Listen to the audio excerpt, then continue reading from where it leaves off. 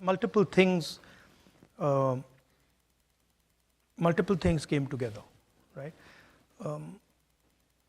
So, for example, prior to the election, we kept stressing on the idea that the institutions have been captured. And whenever we'd go, India Alliance would go, we'd stress on this idea that, look, the institutions are captured and we don't have a fair playing field. The education system is captured by the RSS. The media system is captured. The investigative agencies are captured. And we keep saying this, and people were not quite getting it. And we would keep saying it again and again and again, and somehow they were just not getting it.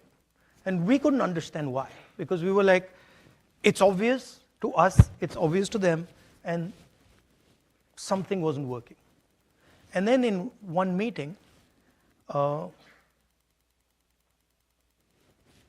of the people who works with us said, listen, try holding up the Constitution. And so I started holding up the Constitution. And everything we had said suddenly just exploded. So India realized in this election, and really,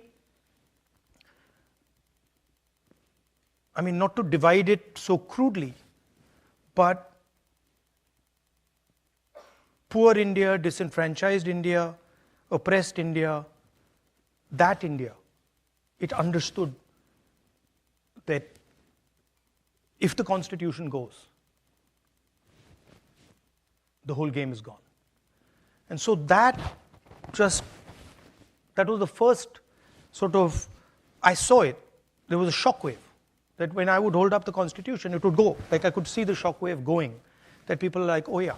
And then people started coming to me, when you're in these meetings, you'll start hearing from the sides that, they'll bring a Constitution, or they'll start saying it. So what was very interesting to me was poor people deeply understood that now this was a fight between those who are protecting the Constitution and those who want to destroy it. So that was one very strong element. There was also the caste census issue that became big. And that's a fundamental question in India. Share, what you say in Hindi, bhagidari, of the institutions, the structure, the power of the Indian state. So these things suddenly started to come together. And at some level, I was frankly blown away by the wisdom of India. Like I would sometimes sit there and say, this is quite amazing, right? There was like a wall that suddenly arrived and said, okay, we are not backing down now. And really, I don't think the BJP, in a fair election, they were nowhere near 240 seats. No way.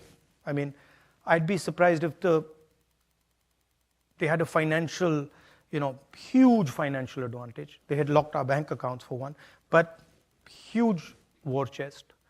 The election commission was doing what they wanted. I mean, the entire campaign was structured so Mr. Modi could, do his thing across the country. States where they were weak were designed differently than states where they were strong. So I don't view it as a free election at all. I view it as a rather controlled election.